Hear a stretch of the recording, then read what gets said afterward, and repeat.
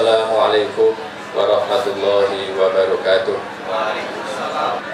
Alhamdulillahilladzi asbagha alaina ni'amahu zahiratan wa batinah. Wassalatu wassalamu ala Rasulillah wa ala alihi wa sahbihi wa mawalah. Asyhadu an la ilaha illallah wahdahu la syarika lah wa asyhadu anna Muhammadan abduhu wa rasuluh la nabiyya ba'du. Ya ayyuhan nasu ittaqu rabbakumul ladzi khalaqakum min nafsin wahidah wa khalaqa minha zawjaha wa batha minhuma rijalan katsiran wa nisaa'a wattaqullaha alladzi tasaaluna bihi wal arham innallaha kana 'alaikum raqiba. Alhamdulillahirabbil alamin. Segala puji bagi Allah Subhanahu wa taala yang telah memberikan rahmat, taufik, hidayah dan inayahnya kepada kita semua, sehingga pada kesempatan siang hari ini kita bisa berkumpul di sini.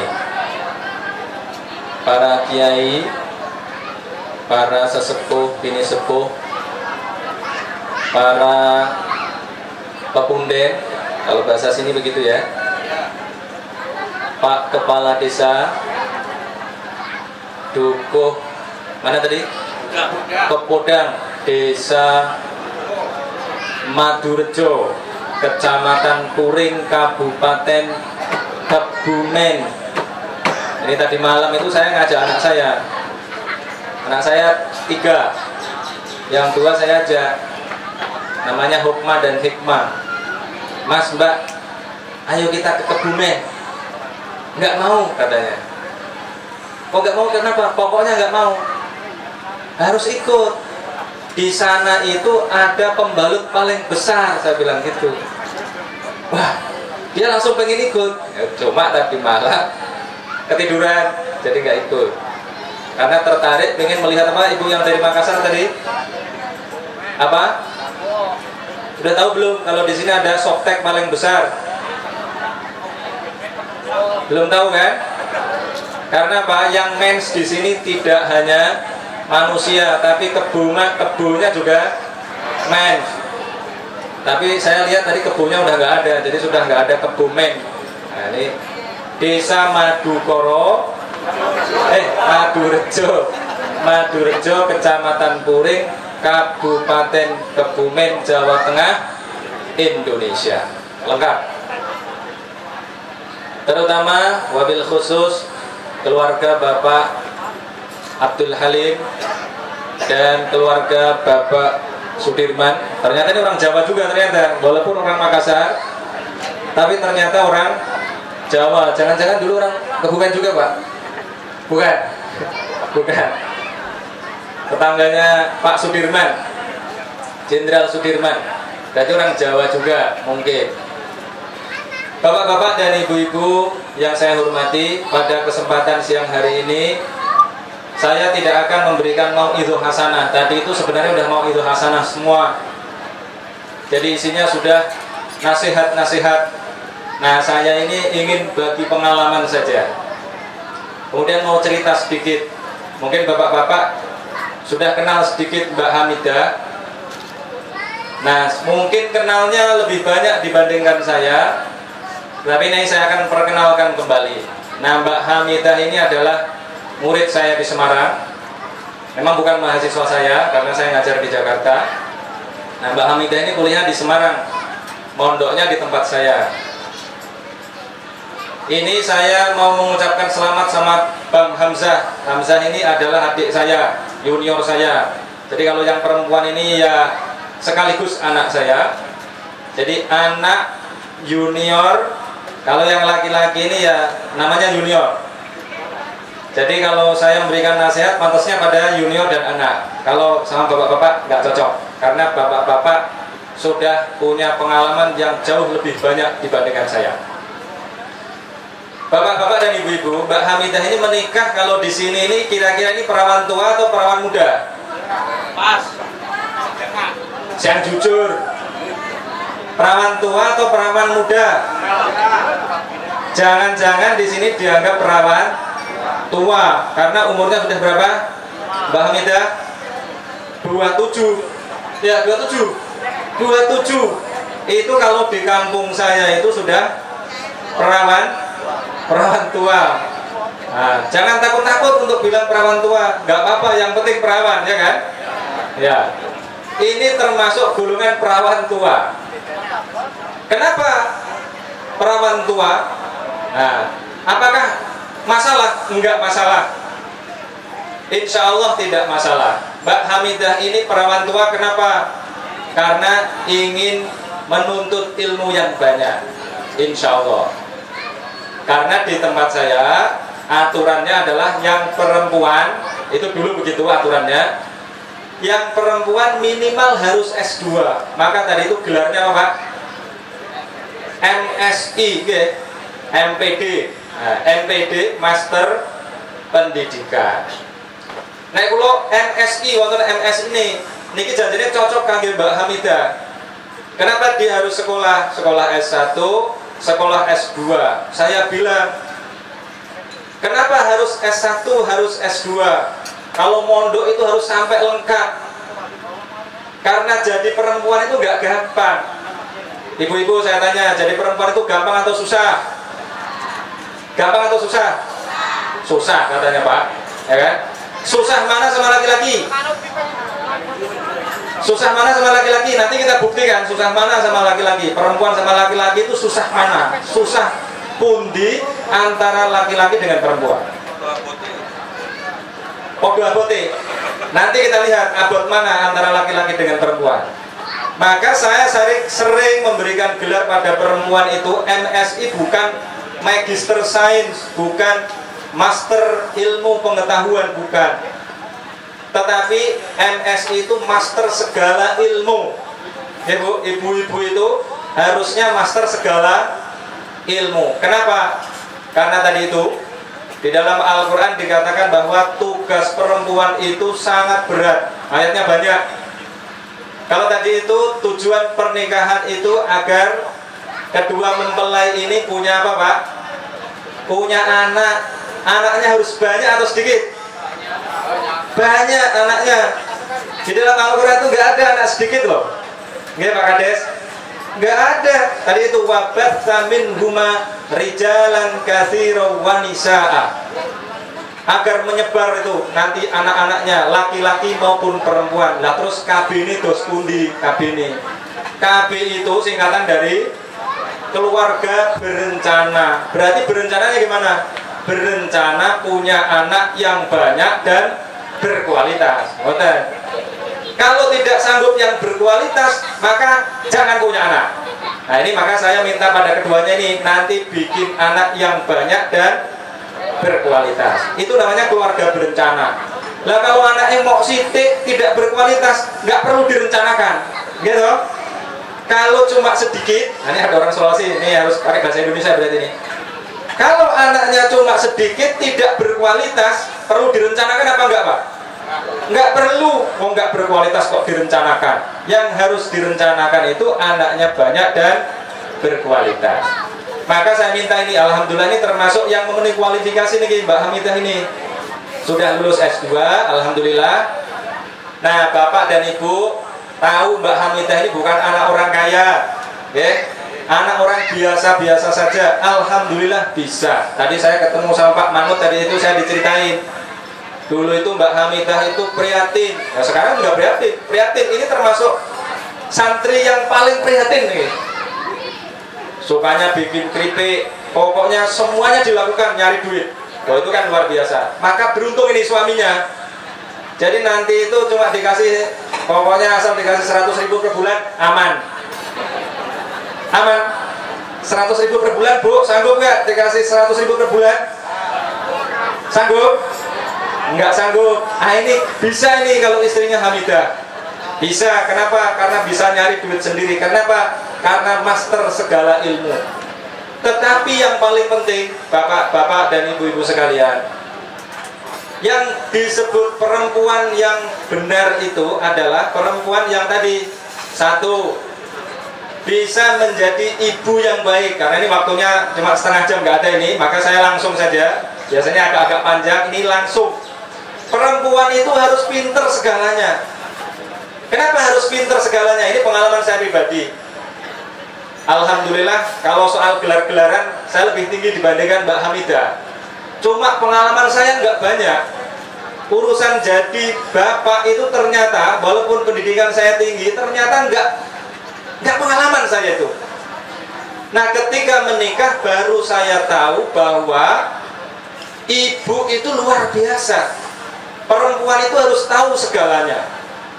Misalnya, ibu-ibu, saya mau nanya bapak-bapak ini, bapak-bapak, ibu-ibu itu kalau menyusui itu harus berapa tahun, Pak? 2 tahun. Kalau itu di dalam Al-Quran ada. Kalau menyusui tok, anaknya tidak boleh makan apa-apa, itu berapa tahun, Pak? 6 bulan. Berapa?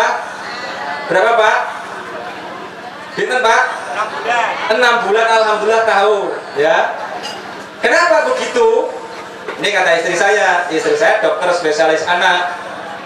Dijelaskan oleh istri saya, kalau perempuan menyusui anaknya selama 6 bulan, maka anaknya akan menjadi anak-anak yang sehat.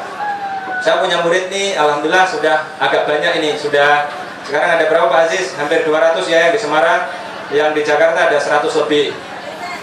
Itu saya perhatikan, kalau anaknya ngantuan, itu biasanya saya panggil, Renesik, saya bilang gitu, dhisik kue disusoni karo ibumu ora? Gitu. Dulu kamu disusui sama ibumu atau tidak? Gitu. Rata-rata yang ngantuan itu adalah anak-anak yang susu ibunya itu bermasalah. Gitu. Bu, tahu Bu?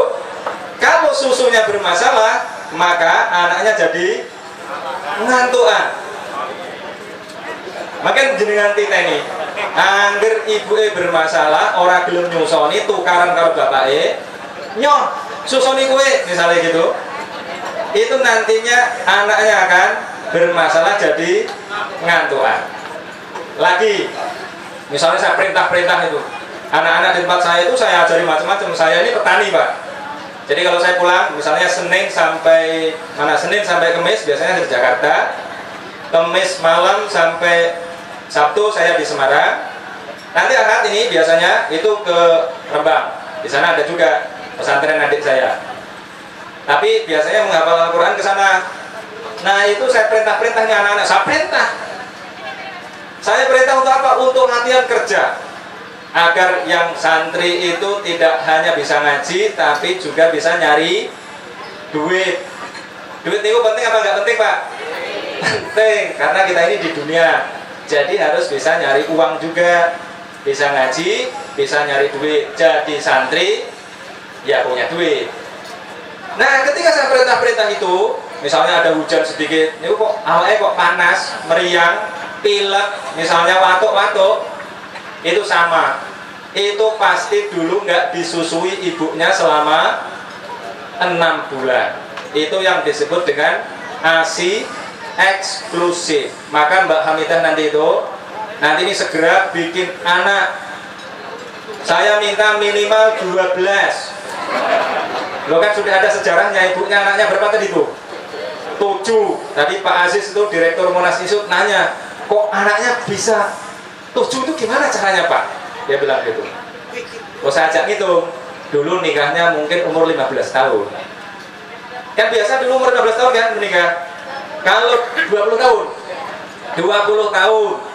20 tahun langsung punya anak 1, 2 tahun punya anak 2 tahun punya anak, berarti umur 35 tahun sudah punya anak 7. Maka nanti Mbak Hamidah kalau mau punya anak 12 gimana caranya? Ini umur 27 ya, anaknya kembar-kembar lah, kita doakan ya. Semoga nanti anaknya kembar-kembar, laki-laki perempuan, terus sampai P6 gitu. Nah itu perempuan harus tahu. Misalnya lagi nih, perempuan itu beratnya luar biasa. Kenapa?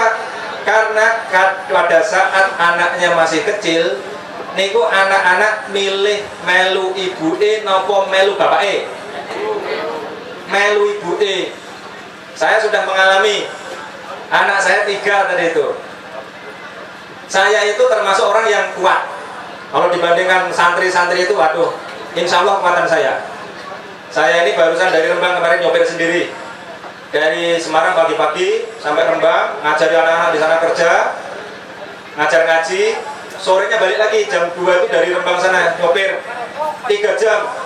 Habis itu jamaah sholat maghrib, ngajar ngaji. Nah, baru istirahat. Tadi malam saya bilang sama Pak Direktur, nanti kalau jam setengah 12 saya belum ada kabar, datangi ke rumah, bangunkan. Nah, didatangi, tapi sebenarnya jam 11 saya udah bangun tadi malam itu. Kemudian jam 1 berangkat. Yang lain belum siap, alhamdulillah saya sudah siap. Tetapi kalau disuruh ngajak anak-anak niku, enten anaknya tangi bengi-bengi, anaknya malam-malam bangun. Biasanya bapak-bapak itu mau ikut bangun atau enggak? Enggak, ya kan? Loh, jujur alhamdulillah bapak-bapak ini. Saya juga begitu ternyata. Kalau saya urusan tadi itu ngajar dan sebagainya, itu tepat waktu. Tapi kalau urusan anak nangis, itu yang paling tanggap itu adalah ibu-ibu. Kenapa ibu-ibu? Nah, itu nanti ada argumennya sendiri. Pokoknya kalau ibu-ibu mendengar anaknya ngek sedikit, itu pasti bangun. Tetapi kalau bapak, ya tetap lanjut, ya kan? Nah, kemudian kalau toh misalnya bapak-bapak bangun, kemudian gendong anaknya, kira-kira anaknya yang nangis itu jadi meneng atau tetap nangis? Kenapa? Karena nggak punya susu, ya kan? Loh, saya kalau dibilangin istrinya, itu loh anaknya diangkat, saya bilang gitu loh, kan saya nggak punya susu. Alasannya begitu. Padahal sebenarnya ya ini kudu ngantuk sebenarnya. Nah, karena itu ibu-ibunya harus paham, harus tahu bagaimana memelihara anaknya dengan baik. Misalnya lagi ini contoh. Jadi yang ngerti anak itu tidak harus dokter spesialis anak kayak istri saya. Tetapi Mbak Hamidah juga harus ngerti, nanti harus mulai belajar tentang anak. Misalnya, saya itu kalau anak saya panas, saya tenang-tenang aja. Tadinya begitu. Tapi kalau istri saya anaknya panas sedikit, itu diukur termometer, dimasukkan keleknya begini, ya kan? Dimasukkan mulutnya, dimasukkan sininya, diukur. Waduh, ini kok panasnya sudah 39 misalnya. Niku panik luar biasa. Tapi bapak-bapak kalau anaknya panas, panik apa enggak? Tenang aja, ya kan? Kenapa? Ya bapaknya itu gak patek ngerti, gak patek ngurusi. Nah, yang harus ngurus itu siapa? Ibunya harus itu, wajib hukumnya. Kenapa? Kalau anak-anak panas kok dibiarkan sampai di atas 40-41 derajat Celcius, itu bahaya. Bahaya kenapa? Nanti menyerang otaknya. Maka anaknya nanti jadi apa Pak? Jadi lemot. Lemot, ngertos? Lemot itu lemah otak. Jadi tidak diajari angele karu-karuan, susah kalau diajari. Itu karena apa? Karena ibunya salah dalam mengelola sejak kecil. Loh gitu. Itu ibu yang luar biasa. Lagi ibu ini pesan buat Mbak Hamidah tadi itu, maka harus mulai belajar, tidak hanya ngerti tentang ilmu pendidikan secara umum, tapi yang terpenting juga ngurus anaknya sehingga nanti yang 12 itu menjadi anak-anak yang berkualitas. Lagi saya tunjukkan hebat mana antara laki-laki dan perempuan. Perempuan, nah, sudah ngaku nih sekarang bapak-bapak, hebat perempuan. Misalnya begini Pak, nih bukti perempuan itu hebat. Bapak-bapak pernah ngangkat batu nggak? Pernah? Pernah. Beratnya berapa Pak? 10 kilo? Nggak usah yang 10 kilo, angkat batu yang beratnya 3 kilo aja, oke? Nanti coba ambil batu beratnya 2 kilo sampai 3 kilo, kemudian ditaleni nih petenge. Mau Pak? Watune niku nek mboten jangan taleni di perut, tidak ditali di perut, dikasih sarung aja. Ditaleni sarung, kemudian diikatkan di perut. Kemudian mau kemana? Mau ke WC, biarkan terikat di sini, gitu. Kemudian mau tidur, biarkan begitu. Nanti mau miring, mau tengkurap dan lain-lain, batunya tetap di situ. Kira-kira tahan berapa hari? Saya pengen tahu tahan berapa hari? Setengah jam, ya toh? Tapi ibu-ibu tahan berapa bulan? 9 bulan. Berarti hebat mana? Hebat ibu-ibu. Nah, pada saat hamil itu ada ilmunya. Bagaimana caranya agar anak-anak itu menjadi anak-anak yang berkualitas. Nah, ini sayangnya yang tahu adalah orang-orang Yahudi malah yang mengamalkan. Ibu-ibu pengen anaknya pinter? Pengen? Kalau makan ikan pada saat hamil, kepalanya dimakan apa enggak? Dimakan? Dimakan atau dibuang? Oh, ada yang masih dimakan, ada yang masih dibuang. Ada yang dibuang, ada yang dimakan. Kalau orang Yahudi itu enggak berani tuh makan kepala ikan. Kenapa? Ada ilmunya. Kepala ikan itu mengandung zat yang bisa merusak otak anak. Jadi malah anaknya dibodohi. Yang anak-anak itu mangandas iwak le ben jadi presiden, katanya begitu. Padahal mergone gak ono buntute, ya kan? Adanya cuma kepala ikan. Badan ikannya sudah dimakan bapaknya. Anaknya dibohongi suruh makan ikan, kepala tapi. Nah, tetapi orang-orang Yahudi itu tahu bahwa kepala ikan itu tidak baik untuk anak yang terutama masih di dalam kandungan karena bisa merusak otak anak. Kemudian ketika masih hamil biasanya harus dilatih berhitung. Jadi kalau di Israel sana itu ibu-ibu itu yang hamil itu latihan matematika. Latihan 2 tambah 2 4, 4 tambah 4 8, 8 tambah 8 16 dan seterusnya agar anaknya pinter matematika. Jadi diajari sejak di dalam kandungan. Kemudian lagi, saya punya contoh ini. Tetangga saya itu ada yang umur 8 tahun hafal Al-Quran. Kemudian saya cari sebabnya, kok bisa anak ibu ini hafal Al-Quran umur 8 tahun itu gimana? Ternyata itu waktu nyusui anaknya itu, waktu mau nyusui dibilangin, ayo baca Quran dulu, dibacakan oleh ibunya. Kemudian kalau sudah baca satu ayat dikasih susunya. Akhirnya hafal dengan baik. Di samping itu anaknya itu sudah sering dengar ibunya baca Quran. Ini alhamdulillah bukan untuk pamer nih. Alhamdulillah bapak saya hafal Al-Quran, ibu saya hafal Al-Quran. Tetapi bapak saya kan sering pergi. Bapak saya kepala desa dulu, seperti Pak Kepala Desa ini. Bapak saya santri juga. Jadi bapak saya sering pergi, sering ke sawah, sering ngajar dan lain sebagainya. Tapi yang sering dengan saya, sering saudara-saudara saya, dengan saudara-saudara saya kan ibu saya. Alhamdulillah kakak saya hafal Al-Quran, saya hafal Al-Quran walaupun sudah gede baru hafal Al-Quran umur berapa itu? 17 tahun, 18 tahun. Udah terlambat. Kenapa begitu? Adik saya alhamdulillah juga yang di Rembang tadi itu. Ini bukan untuk pamer ya, ini untuk memberikan contoh. Ini agar Mbak Hamidah nanti rajin baca Quran.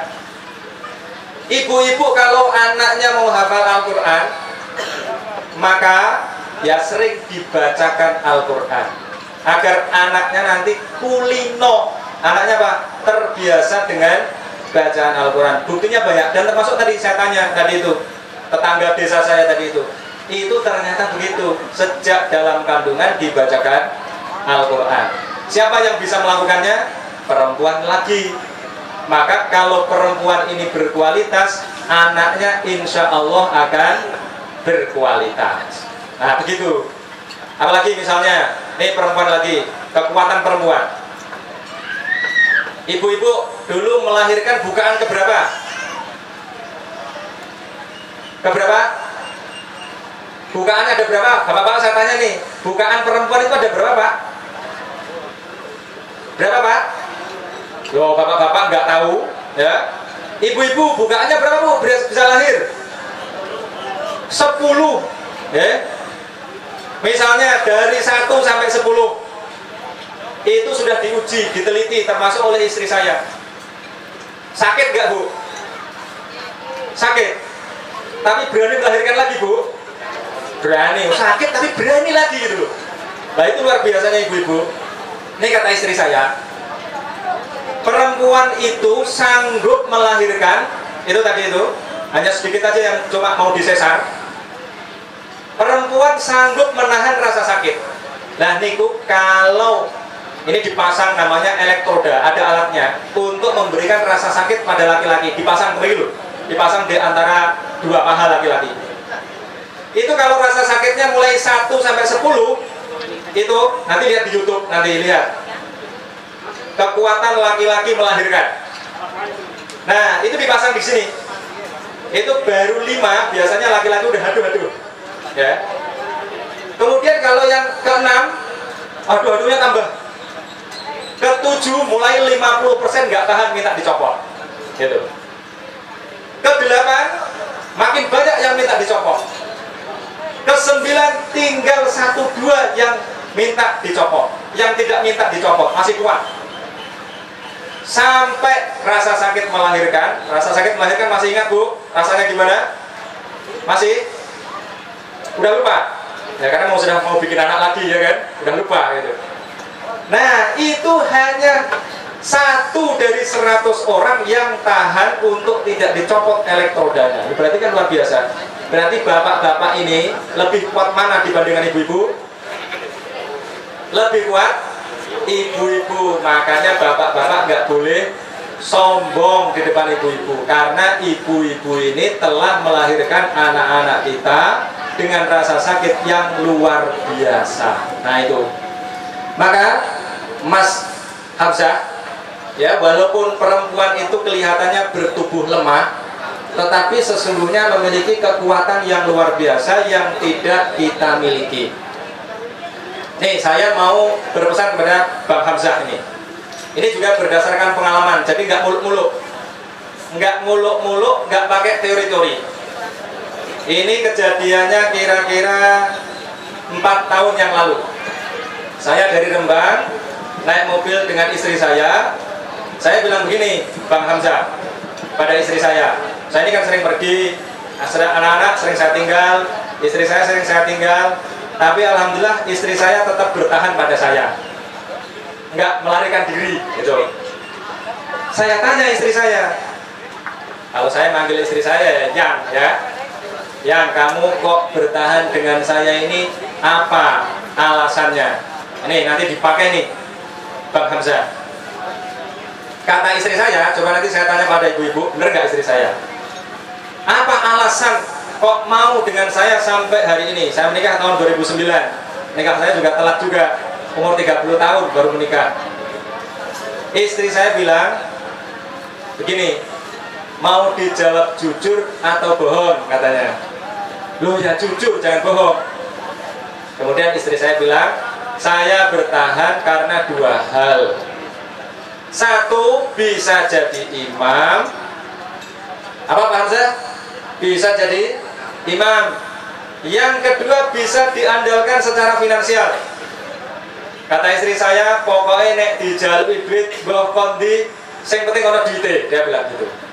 Ya itu kan guyon aja. Alhamdulillah ya tadi itu saya nanam tebu, saya pelihara ikan, saya ngajar. Ya kalau ceramah kan nggak ada duitnya, ya kan? Ceramah di mana-mana nggak ada duitnya. Kalau di TV itu ada cuma 500.000 gitu. Jadi nggak mahal itu, nggak ada duitnya. Tapi saya jadi petani, saya jadi pengusaha, alhamdulillah itu dapat duit. Ya saya kalau nyari duit, insya Allah tahan saya. Nah, istri saya tadi mengatakan bahwa dia bertahan seneng sama saya itu karena bisa jadi apa tadi Bu? Jadi imam, bener bukan? Bener? Cocok ya? Cocok, berarti istri saya bener. Kemudian yang kedua, misalnya dia dulu lagi kuliah misalnya, tiba-tiba minta besok bayar SPP 10 juta misalnya. Udah tunggu 2 hari, nanti tak cariin duit dulu, insya Allah ada, kasih duit. Berarti bisa diandalkan secara finansial. Misalnya lagi nanti Bang Hamzah, Kalau Mbak Hamidah nanti melahirkan, kan nggak bisa nyari duit, biasanya bisa jualan keripik dan lain sebagainya. Tetapi pada saat hamil, kalau di dalam Al-Quran disebut wahnan ala wahnin, lemah itu perempuan kalau sudah hamil, walaupun kuat tadi itu, tapi lemah di atas lemah. Maka nggak bisa lagi nyari duit, maka laki-laki harus bisa diandalkan secara finansial. Nggak boleh tidak, harus bisa diandalkan secara finansial. Kenapa begitu? Karena di dalam Al-Quran dikatakan laki-laki itu sehebat apapun perempuan, sepinter apapun perempuan, laki-laki tetap jadi pemimpin bagi perempuan. Kenapa? Disebutkan ar-rijalu qawwamuna 'alan nisa'i bima faddalallahu ba'dahum 'ala ba'din. Dan ini yang penting ini, wa bima anfaqu min amwalihim. Dan karena laki-laki memberikan infak kepada yang perempuan. Nih nasihat terakhir karena sudah setengah 12 lewat nih. Nasihat terakhir. Saya mau nanya bapak-bapak dan ibu-ibu, terutama bapak-bapak yang sebelah sini nih. Bapak-bapak masih cinta nggak sama istrinya? Serius? Serius Pak? Nggak pengen ditukar guling? Nggak. Oh jangan-jangan belakangnya ada istrinya, maka mereka bilang masih, ya kan? Takut gitu. Ibu-ibu, jangan takut sama suaminya. Masih cinta nggak sama suaminya? Serius? Coba saya kasih penjelasan sedikit. Tadi dibaca oleh Mbak Kuni tadi. Wa min ayatihi an khalaqalakum min anfusikum azwajan litaskunu ilaiha wa ja'ala bainakum mawaddatan wa rahmah.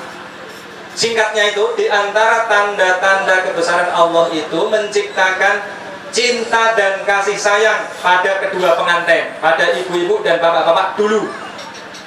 Tetapi berdasarkan survei, cinta itu hanya bertahan selama 4 tahun. Berapa tahun Pak?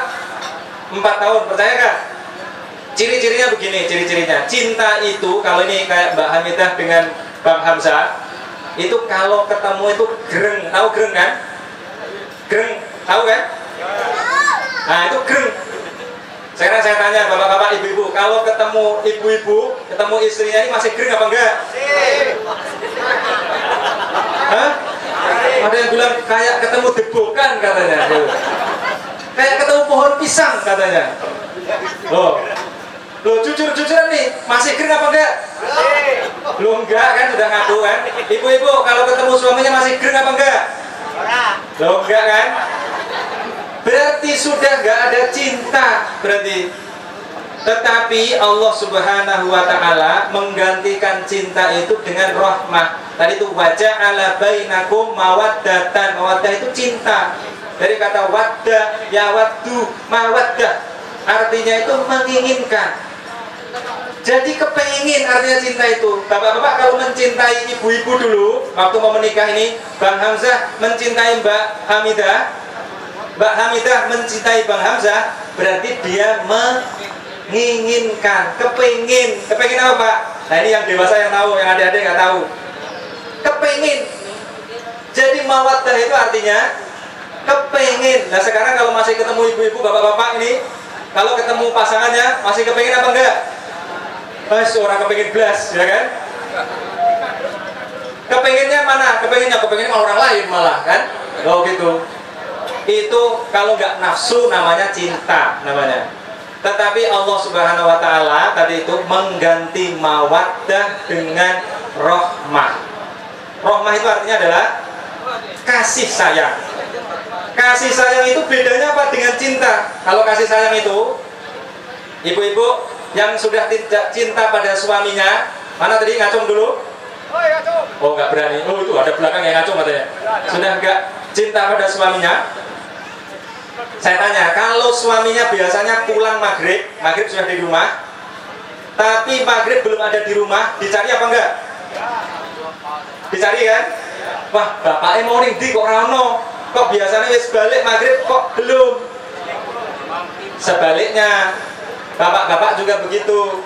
Kalau istrinya biasanya asar sudah di rumah, kok asar belum di rumah, gelisah apa enggak gelisah? Gelisah kan? Ibu ini kok durung balik, kok belum kembali. Itu namanya apa, Pak? Kasih sayang, mengasihi walaupun sudah tidak cinta, tetapi tetap mengasihi. Loh, itu luar biasanya. Coba kalau nggak ada cinta, nggak ada kasih sayang, gimana? Bubar 4 tahun. Itu berdasarkan penelitian rata-rata. Tapi alhamdulillah saya masih cinta sama istri saya. Istri saya tanya, kamu cinta nggak sama saya? Masih sangat cinta, alhamdulillah. Caranya bagaimana caranya? Caranya harus dirawat. Caranya, Bang Hamzah, Mbak Hamidah, harus dirawat. Merawatnya gimana? Kadang-kadang istrinya diajak guyonan, istrinya minta apa ya dibelikan. Tapi ya jangan mahal-mahal. Minta apa? Misalnya minta renang di sawah, misalnya, ya diajak renang ke sawah, misalnya. Kalau lagi banjir, katanya kan banjirnya semeter kan? Nanti kalau pas banjir, nanti ngajak renang, nggak usah pergi ke kolam renang, cukup renang di dalam rumah, ya kan? Itu tadi di sana katanya 1 meter, kan lumayan udah. Gitu. Misalnya, ini contoh Mbak Hamidah, Bang Hamzah, istri saya misalnya, istri saya itu yang ngajari masak saya. Istri saya itu dulu bisa masak cuma masak air putih aja, sama nggodok-nggodok, memasak telur. Nah, setelah menikah saya ajak ke Jakarta, nginep di rumah dosen saya yang di Jakarta dulu, saya masih mahasiswa. Oh, sudah lewat tapi di rumah dosen saya dulu ya. Kemudian saya ajari masak tumis kangkung, yang ngajari saya itu. Terus yang lain-lain lah yang ngajari saya. Nah, kemudian sekarang dia rajin untuk masak. Jadi perempuan itu ya cocok memang masak itu. Laki-laki boleh masak, perempuan boleh masak. Dua-duanya boleh. Nah, istri saya itu ingin membahagiakan saya. Selalu pagi-pagi itu ngasih sop apa misalnya, ya, masak ikan misalnya. Kemudian kadang-kadang belikan buah jeruk itu. Kemudian saya makan jeruknya. Dia nanya, jeruknya manis apa tidak? Gitu. Saya bilang apa, Pak? Kalau Bapak ditanya itu bilang apa? Manis. Saya bilang, ditanya, jeruknya manis enggak? Saya bilang, seperti kamu. Saya bilang gitu. Senang mana, Bu? Dibilangin gitu, seperti kamu atau manis kok gitu? Hah, Ibu-ibu? Senang mana? Bapak-bapak pernah bilang begitu kalau ditanya, jeruknya manis enggak, sayang, gitu?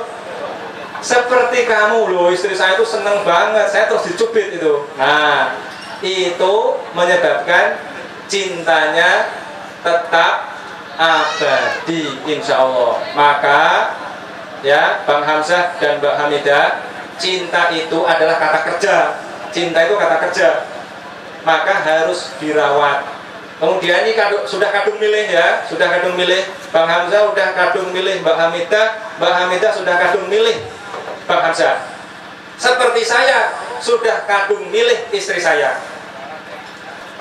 Nah, kemudian yang terakhir lagi, yang paling akhir ini kan kita lihat, coba lihat tuh. Bang Hamzah dengan Mbak Hamidah itu banyak samanya atau banyak bedanya, Pak? Itu kalau saya lihat tuh banyak samanya itu. Foto-foto irenge, ya kan? Iya. Ya, walaupun nggak metenteng gitu. Ya ireng aja, tidak pakai ireng metenteng. Ya, hitam-hitam manis. Dua-duanya hitam-hitam manis. Coba, cara senyumnya aja kan mirip, ya kan? Tingginya sama. Loh, kalau saya malah istri saya agak lebih pendek dibandingkan saya. Mirip. Loh, gelarnya aja sama. Gelarnya sama tadi MPD. Kemudian ngajarnya sama-sama di mana? Universitas Cokro Aminoto. Saya tanya kemarin, sudah ngajar di mana? Universitas Cokro Aminoto, alhamdulillah. Dan maka nanti kalau bapak-bapak punya anak, nanti sekolah di Semarang, nanti kirim ke tempat saya. Ini banyak samanya, tetapi sebanyak-banyak kesamaan yang ada di dua orang pasti ada perbedaannya. Sama dengan saya beda dengan istri saya. Saya ngajar ilmu politik, jadi disiplin ilmu saya ilmu politik.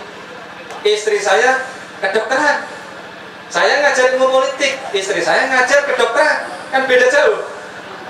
Walaupun beda, tetapi saya cari kesamaannya. Kesamaannya apa ini? Nah, saya cari kesamaannya sehingga jadilah anak 3. Alhamdulillah sekarang. Doakan anaknya 12. Nah, ini banyak samanya.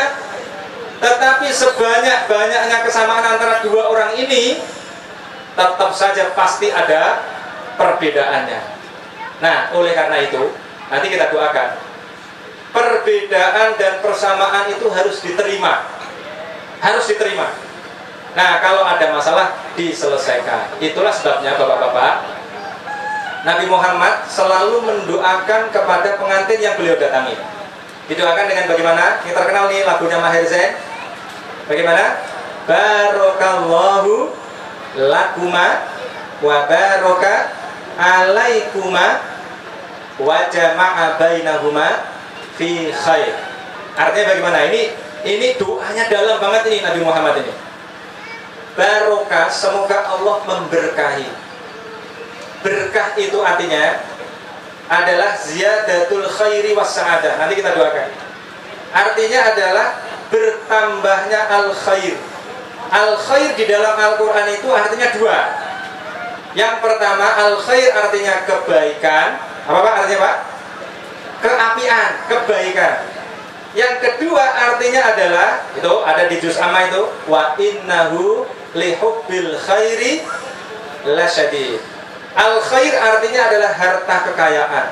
Jadi Nabi Muhammad mendoakan kepada para pengantin itu semoga Allah menambahkan kebaikan dan harta kekayaan. Tuh, sekarang misalnya Mbak Hamidah belum kaya, insya Allah nanti jadi kaya. Tapi kalau udah kaya, ini selalu saya beri pesan, nanti zakat infak sodakohnya minimal 85%. Jadi bukan 2,5%, tetapi berapa Pak?